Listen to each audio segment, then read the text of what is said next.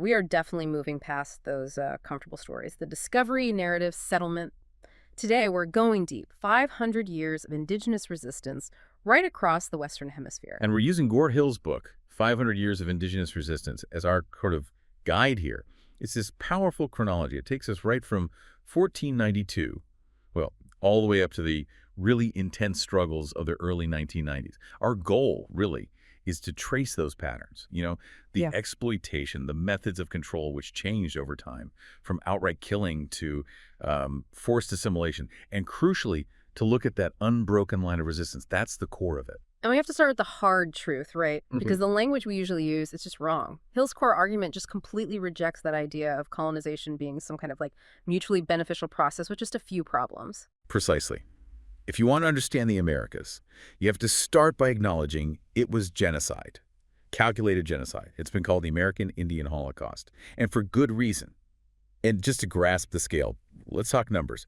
For a long time, the old estimates, they suggested maybe 10 to 15 million indigenous people before 1492 across both continents. Which sounds like a lot, but it actually drastically minimized what was really there, what was about to be destroyed. Oh, significantly, yeah.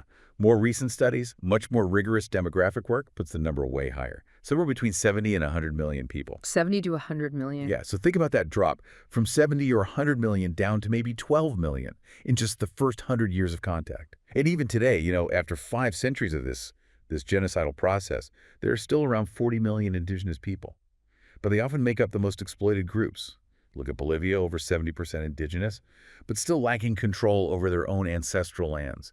This history isn't over. It's still happening. Right. So to really understand the impact, we need a clearer picture of that pre-contact world. Hill uses some traditional names, Turtle Island, Cuscatlan, Abya Yala, reminding us this wasn't empty land. It was packed, diverse. What's fascinating here is the level of sophistication and how different things were region to region. You had the Inuit and Aleut in the Arctic, perfectly adapted. Then the Pacific Northwest, Alaska down to Northern California, maybe 4 million people. Complex fishing cultures, hierarchical societies, managing resources incredibly carefully. And then moving inland, the Plains nations, we often get that stereotype of just nomads, right? But up to 1 million people coexisting with, 80 million buffalo? Exactly. But the real sort of population centers, especially by European standards at the time, that was Mesoamerica. The Aztec, the Maya. Absolutely. Those agricultural civilizations alone, we're talking maybe 30 or 40 million people. These weren't just scattered villages. They were huge city-states. Stone and brick architecture, complex irrigation, dams, canals, and thriving intellectual centers, too.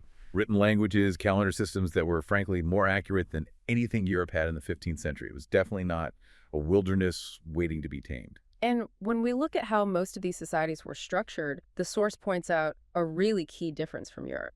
Yeah, connecting this to power, most First Nations societies, generally speaking, were classless, highly communitarian, often matrilineal too, which is a huge contrast to feudal Europe. Political life wasn't just a male domain. Elders held huge respect for their knowledge. Decisions often came from community consensus. And crucially, Hill emphasizes this. No prisons. They had sophisticated ways of dealing with problems internally without needing a punitive state apparatus like Europe had. Now, the source does acknowledge conflict existed, and in some places, forms of captivity or even slavery, right? Like the Pacific Northwest or Aztec sacrificial practices. Yes, it does. But the key distinction Hill makes is that this wasn't race-based, and it wasn't the economic foundation of the society. It wasn't chattel slavery fueling an entire economic system like the European model that was about to arrive. Which brings us to October 12, 1492. Columbus lands on Guanahani, meets the Taino Arawaks. And his own words from his logbook tell the story. They really do. It's quite chilling, actually. He writes about them being friendly and well-dispositioned, noting they didn't really have weapons beyond small spears. But his immediate next thought, predatory. Straight up. They ought to make good and skilled servants. Wow, just like that. Just like that. And I think they can easily be made Christians. And then with 50 men, you could subject everyone and make them do what you wish. It's all right there. So it lays bare those twin goals you mentioned earlier. Exactly. The duality. Christianization on one hand, that was the legal cover for conquest. It wasn't just about religion. It was an attack on their culture, designed to break down resistance to being colonized. Hill even points out the symbolism in Columbus's name. Columbo, Christ-bearer colonizer. It's almost too perfect. Here's where it gets really interesting, or rather, horrifying. The logbook shows Columbus was obsessed with gold from day one. 16 references in just the first 2 weeks. And when they didn't find much easy gold in the Caribbean, the violence just escalated incredibly quickly. And with such sadism, Yeah, tell us about Hispaniola. That became the blueprint, didn't it? it did. They set up shop there and imposed this absolutely brutal system, a quota. Every Taino person over 14 had to bring in a hawksbill full of gold dust every 3 months. And the penalty. The penalty for failing, they cut off your hands and just left you to bleed to death. This wasn't random cruelty. It was policy, designed to terrorize, to break people completely.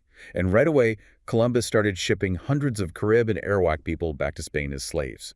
That set the whole pattern. Terror, slavery, resource extraction. So that initial, almost crude theft under Columbus, it quickly evolved into something much more systematic, more industrialized under the Spanish and Portuguese empires. Exactly. They realized pretty quickly this wasn't just about finding trinkets. It was about large-scale economic expansion, taking over vast territories for resource accumulation. And the main engine for that was mining, right? Gold and silver. Absolutely, which required controlling labor. That's where systems like the encomiendas came in. These were essentially grants. The Spanish crown gave colonists control over a territory, and that grant included the right to the labor and the tribute, basically, taxes of all the indigenous people living there. So it's land and people bundled together as a resource for the colonist. Pretty much. And this fueled massive mining operations, places like Guanajuato and Zacatecas in Mexico. And then there's Potosi in Bolivia, high up in the Andes, almost mythical. Potosi became one of the biggest cities in the world, didn't it? Based entirely on this forced labor. Incredible, isn't it? By the end of the 1500s, Potosi had something like 350,000 people, bigger than London or Paris at the time, but built on unbelievable suffering. The Esmajil cites between 1492 and 1650, maybe 8 million indigenous people died in the Potosi mines alone. 8 million. Just staggering. And all that wealth, it flowed straight back to Europe. Completely transformed Europe, financed the rise of capitalism. Hill notes that between 1492 and 1650, something like 180 to 200 tons of gold, plus huge amounts of silver, went from the Americas to European treasuries. What's that worth today? Roughly. About $2.8 billion in today's money. Just injected straight into Europe's economy. And all this needed labor. Which brings us to the slave trade. We often focus on African slavery, but indigenous slavery was huge at first, too. Oh, absolutely rampant in the early stages. From Nicaragua, for example, starting around 1525, they shipped out maybe 450,000 Mosquito and Sumo people in just 10 years to Europe, to other colonies. Yeah. Now, indigenous resistance, plus the devastating population collapse from disease and violence, made them maybe less reliable for the huge plantations long term. But that early indigenous slave trade was vital to the profit model. And then the focus shifted massively to enslaving African people. Yeah. The scale is horrific. By 1800, maybe 15 million African people forcibly brought to the Americas. And estimates suggest another 40 million died just during the Middle Passage of the journey across the Atlantic. And that slave labor, of course, became the engine for the big cash crops: sugar, tobacco, cotton, wheat, feeding Europe's mercantilist hunger. So you combine the violence, the forced labor, the resource theft, and then disease hits. That explains the population collapse. 7,100 million down to 12 million in a century. That's the result, yeah. But we have to be really careful about how we talk about disease. There's this common narrative, the apologist view, that it was all just an unfortunate accident. You know, Europeans showed up with germs the indigenous people had no immunity to, and oops. Right, like it was unavoidable, almost nobody's fault. But Hill's analysis pushes back hard on that, doesn't it? It does. It shifts the focus. It argues that, yes, diseases like smallpox were devastating, but they arrived and spread so lethally because of the conditions created by colonization. Think about it. Constant warfare, massacres, having your villages burned, your crops destroyed, scorched earth policies, being forced into slavery, starvation, malnutrition, the psychological trauma of cultural destruction. When a population is under that kind of extreme stress, their immune systems are compromised. Disease becomes hyper-lethal.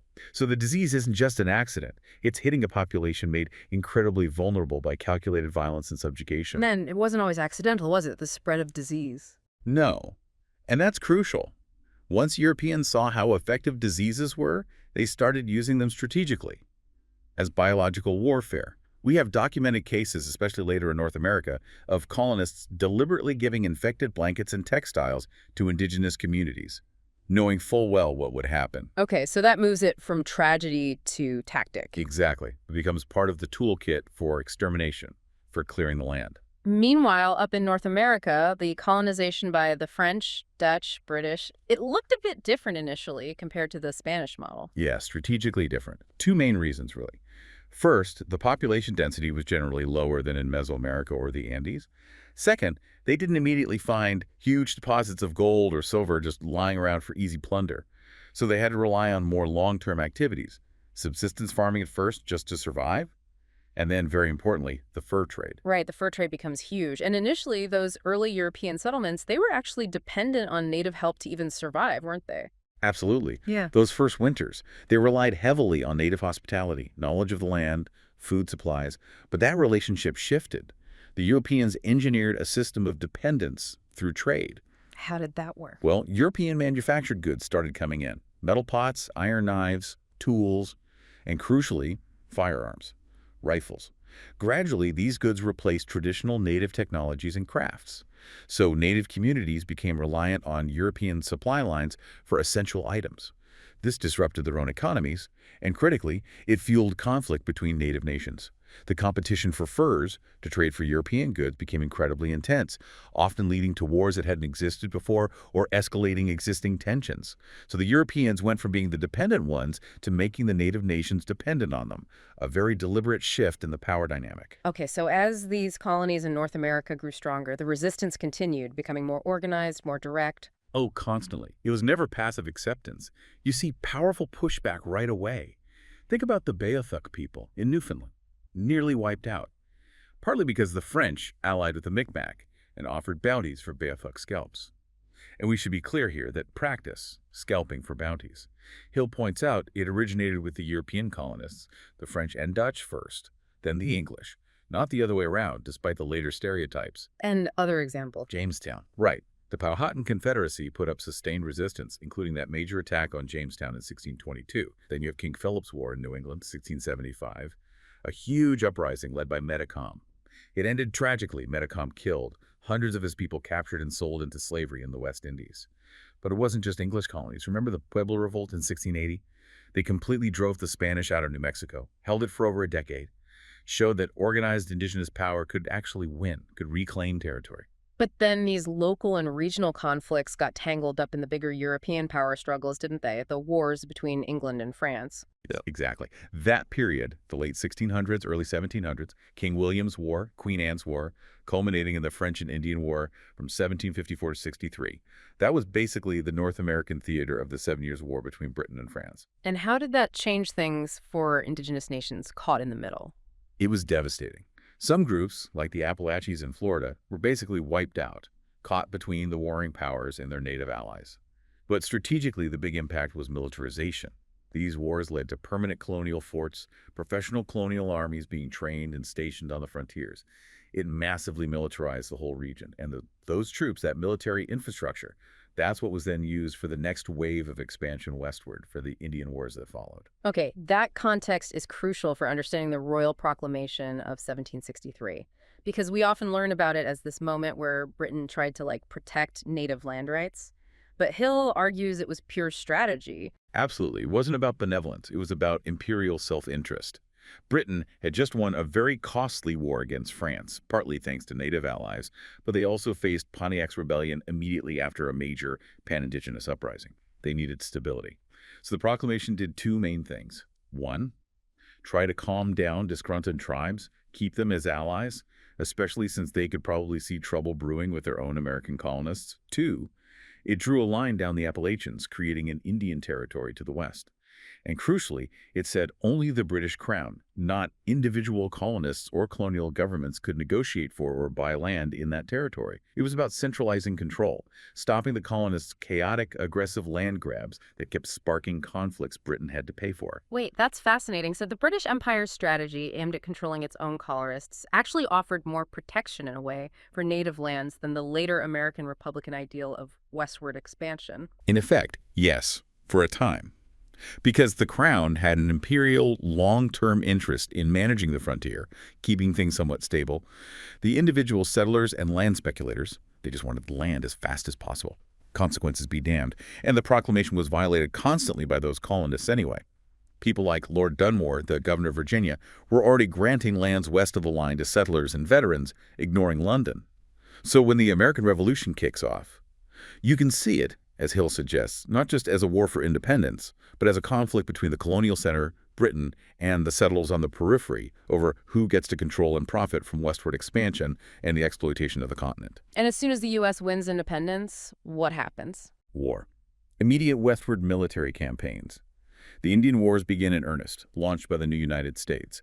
Britain actually held on to Canada partly because they had maintained better relationships with First Nations like the Haudenosaunee, who sided with them, trusting the Crown's promises based on the proclamation more than the land-hungry Americans. But for the new U.S., independence meant launching wars to clear the frontier. They faced stiff resistance initially. The Miami and Shawnee Confederacy handed the U.S. Army a major defeat under General Harmer in 1790. But the U.S. regrouped, came back with more force, and established that policy of military extermination or removal westward. Okay, shifting south now. South America sees its own revolutions against Spain and Portugal around the same time. But the dynamic there was different again. Similar in outcome for indigenous people. But yeah, the leadership was different. These were mostly Creole-led revolutions, people of European descent born in the Americas. Think Bolivar, San Martin. They wanted independence from Spain and Portugal, sure. But their main goal, as Hill frames it, was capitalist development. They wanted to take control of the economic system for themselves, the local Creole elites. It wasn't about liberating the indigenous populations who formed the vast majority in many areas. So the power just shifted from Spanish colonizers to Creole colonizers, essentially. Pretty much. Often the existing systems of exploitation, like debt peonage on the haciendas, just got tighter under the new national governments run by the Creole bourgeoisie. But indigenous resistance in South America didn't start with those Creole revolutions, did it? There were major uprisings long before that. Oh, absolutely. Vital point. We have to remember the long history. Back in the 1530s, the Vilcabamba Rebellion against the Spanish conquest of the Inca, and then the huge 18th century revolts. José Gabriel Tupac Amaru II in Peru leading a massive rebellion in the 1780s claiming Inca heritage, and Julian Apasa Tupac Atari in Bolivia leading another huge siege of La Paz in 1781. These were enormous threats to colonial power. The brutality of the Spanish response shows how scared they were. Tupac Amaru was captured, forced to watch his family executed, then drawn and quartered. Tupac Atari met a similar fate, his body parts displayed across the region as a warning. And even after independence from Spain and Portugal, the fighting didn't stop. The new South American nations started fighting each other, often over resources, right? Exactly. Internal colonialism ramped up. You had devastating conflicts like the War of the Triple Alliance, Argentina, Brazil, Uruguay against Paraguay from 1865 to 1870. It absolutely decimated Paraguay's population, which was largely indigenous Guarani people. Or the War of the Pacific, between Chile, Peru, and Bolivia, largely over control of valuable nitrate resources. These new nation-states acted just like the old colonial powers, ruthlessly clearing indigenous lands in the Amazon, the Pampas, the Andes for capitalist expansion. Okay, so fast forward a bit into the 19th century in the U.S., the ideology solidifies into manifest destiny. Right. This belief, almost religious, that the U.S. was destined by God to expand across the entire continent. This provided the justification for the next phase, systematic removal and extermination to secure land for settlement. The Indian Removal Act of 1830 was the key piece of legislation. It authorized the president to negotiate treaties to forcibly remove native nations from their lands east of the Mississippi River to territories out west, supposedly permanently. And the most infamous example of that is the Trail of Tears. The forced march of the Cherokee Nation from their ancestral lands in the southeast to Oklahoma in 1838. Thousands died, maybe 1 in 4, from exposure, disease, starvation. It was ethnic cleansing, plain and simple. And then the U.S. wins the war with Mexico in 1848, annexes huge territories in the southwest California, New Mexico, Arizona. And then gold is discovered in California almost immediately. That unleashes the final, most intense phase of the Indian Wars on the Great Plains and in the Southwest, against the Lakota, Cheyenne, Apache, Comanche. The U.S. military, now larger, more experienced after the Civil War, with better technology like railroads and repeating rifles, deployed overwhelming force. But it wasn't just about military battles. There was that other strategy, the buffalo slaughter. Yes. This was calculated counterinsurgency. The Plains Nation's entire way of life, food, shelter, clothing, spiritual practices revolved around the buffalo. So the U.S. government actively encouraged and facilitated the mass slaughter of the buffalo herds by commercial hunters. By 1885, the vast herds, numbered in the tens of millions just decades earlier, were virtually gone. Destroy the buffalo, you destroy the ability of the Plains people to resist. It was incredibly effective and utterly devastating. Now, during that same era, the Civil War period, you mentioned a really important example of resistance involving solidarity between African people and Native Americans, the Seminole Wars. Yes, the Seminole Wars in Florida are critical. They span decades, starting even before the Indian Removal Act. What made them unique and so threatening to the U.S. was the strong alliance between the Seminole Nation and African people who had escaped slavery in Georgia and Alabama. They formed their own autonomous communities, often called Black Seminoles or Maroons, intermarried with the Seminole and fought side by side. This alliance waged the longest, costliest Indian war for the U.S. military. And the U.S. never really achieved a clear victory, largely because the Seminole refused treaty terms that required them to surrender their African allies back into slavery. That solidarity was a direct threat to the whole system of racial hierarchy and slavery. Okay, so after the Civil War, the Union wins, slavery is abolished, and we get the period of Reconstruction. How does Hill's analysis frame Reconstruction in this sort of decolonial context? It views it quite critically, not as a genuine attempt at liberation for formerly enslaved African people, but more as a strategy of neocolonialism by the victorious North. The fear wasn't just Southern secession. It was the potential power of millions of newly freed, often armed African people demanding land redistribution and genuine self-determination. That was a revolutionary threat. So how did things like the 14th Amendment granting citizenship fit into that? Was that a pacification tool? According to this analysis, yes. It was a political move to channel that revolutionary energy into the existing U.S. system. By offering citizenship, the U.S. aimed to get the masses to accept integration and assimilation within the American state, rather than pursuing independent nationhood or radical economic restructuring like land confiscation from former slave owners, which was what many truly wanted. The analysis suggests the U.S. used the emerging African-American middle class, the petite bourgeoisie, to help manage this process, to convince people that citizenship was the ultimate goal. It effectively domesticated the struggle. And then, almost immediately, you see the rise of white supremacist terror, the KKK, red shirts, white leagues, violently suppressing black political power and economic independence, ultimately leading to the end of Reconstruction in 1877 and the reestablishment of white supremacy through Jim Crow. Okay, let's contrast that U.S. experience with Canada again. You said Canada didn't have the same scale of Indian wars. Their method was different. Yeah, the Canadian approach, particularly in the later 19th century, was less about overt military conquest, partly because settler pressure wasn't as intense initially, no massive gold rush driving things quite the same way. Instead, it focused on legislative annihilation and forced assimilation. Control was centralized, first under the British Crown, then under the Canadian federal government after 1867. And the key instrument for this was the Indian Act of 1876. The Indian Act. Tell us more about that. What did it actually do? It was, and in many ways still is, an incredibly powerful tool of colonial control. It essentially defined who was legally an Indian and treated those status Indians as wards of the state. It gave the federal government, specifically the Department of Indian Affairs, almost total control over their lives, where they could live, reserves, their political structures, often replacing traditional governance with imposed band councils, their economies, their social lives, their education, their culture. It codified paternalism, and it was constantly amended over the years to tighten that control. And it directly attacked indigenous cultures. Oh, absolutely. Deliberately. Key ceremonies that were central to social and spiritual life, like the potlatch on the West Coast or the Sundance on the Plains, were outlawed, made illegal. Practicing your culture could land you in jail. It also imposed patriarchal European norms. For instance, it had rules about status. If a Native woman married a non-Native man, she lost her Indian status, and so did her children. But if a Native man married a non-Native woman, she gained status. It was designed to break down matrilineal traditions and control lineage and land rights. And perhaps one of the most damaging amendments in terms of fighting back legally was Section 141, added in 1927.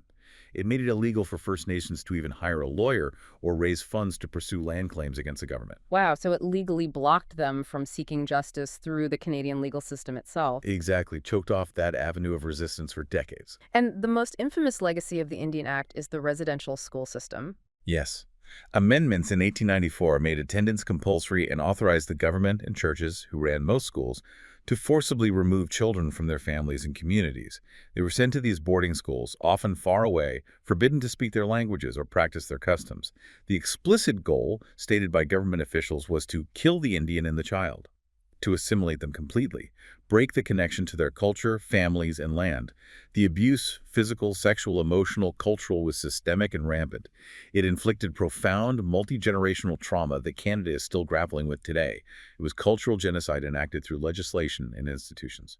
Okay, moving into the more recent past, the post-World War II era, the U.S. emerges as the dominant global superpower. How did the methods of control over Indigenous peoples and lands evolve then? Well, the focus shifted towards integrating the entire globe into a U.S.-dominated capitalist system. This involved new forms of economic penetration, often termed neocolonialism, especially in Latin America. The U.S. used tools like foreign aid, loans from the World Bank and IMF, often tied to structural adjustment programs to open up economies in the global south. This funded massive infrastructure projects, highways, dams, pipelines needed for resource extraction. Think large-scale agro-exports, mining, logging, oil drilling, and often these resources were located in previously remote indigenous territories, especially in the Amazon basin. So development meant clearing the land again. Exactly. It often triggered renewed campaigns of extermination, sometimes quite overtly. The source highlights Brazil after the 1964 military coup as a stark example. Government agencies like FUNAI, which was ironically supposed to protect indigenous people, were implicated in horrific acts. There were credible reports of agents hunting indigenous groups, bombing villages from the air, and yes, again, deliberately spreading diseases like measles or influenza using infected blankets or clothing, specifically to clear resource-rich areas for corporations or settlers. Indigenous peoples were seen purely as an obstacle to progress and profit. And alongside this, there was another more insidious form of control, population control programs. Yes, often funded by agencies like the U.S. Agency for International Development, AID.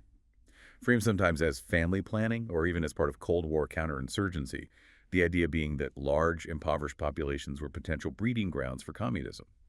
But in practice, particularly targeting indigenous communities and poor women of color, these programs often amounted to forced or coercive sterilization. It wasn't about reproductive choice, it was about reducing the numbers of populations deemed undesirable or resistant to state control and economic exploitation. Do we have numbers on that? How widespread was it? The numbers cited by Hill and other researchers are shocking. By the mid-1970s, studies suggested that in the U.S., possibly 25%, maybe even up to 42% in some areas, of Native American women of childbearing age had been sterilized, many without proper consent or understanding. Similar high rates were documented in Puerto Rico, maybe a third of women sterilized by the 1970s, and in countries like Brazil, Bolivia, Peru, Colombia. It was a deliberate strategy to diminish future generations and weaken resistance. Just unbelievable. Yet despite all of this, centuries of genocide, assimilation policy, sterilization, the resistance didn't end. The 1960s and 70s saw a major resurgence, didn't they? The Red Power movement. Absolutely. It surged alongside the Civil Rights Movement, anti-Vietnam War protests, and national liberation struggles happening worldwide. Indigenous peoples were mobilizing assertively.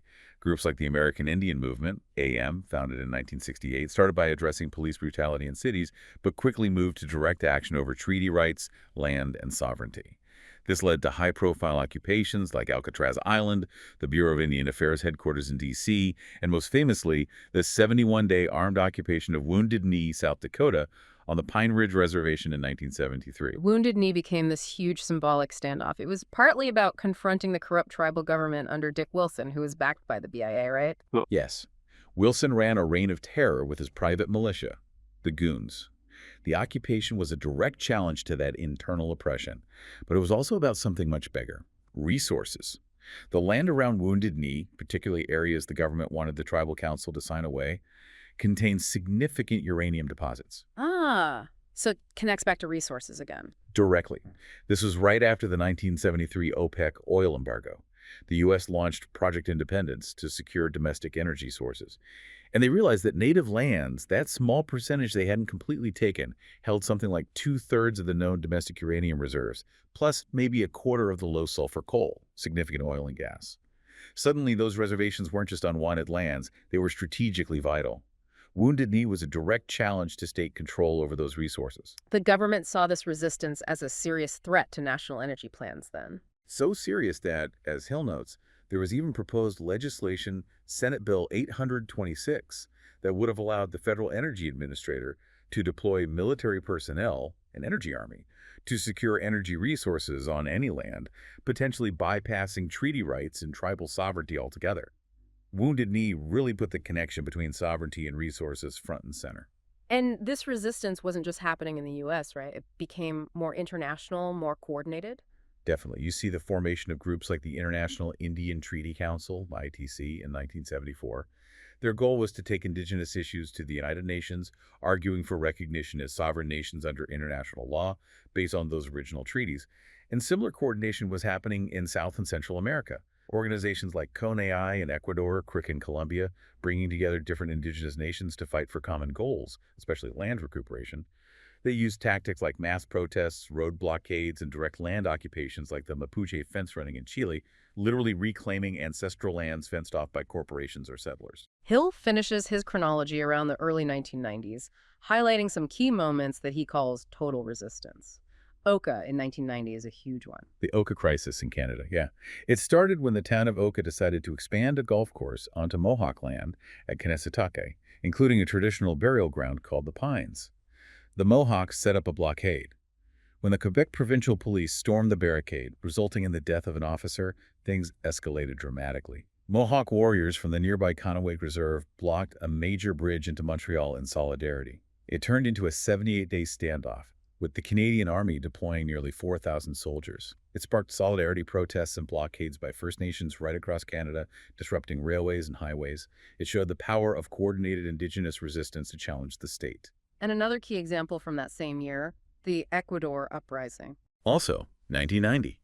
Coordinated by CONAI, the Confederation of Indigenous Nationalities of Ecuador, it was massive. They organized protests that effectively paralyzed the country, blocking major highways, occupying oil wells in the Amazon, staging mass demonstrations in Quito.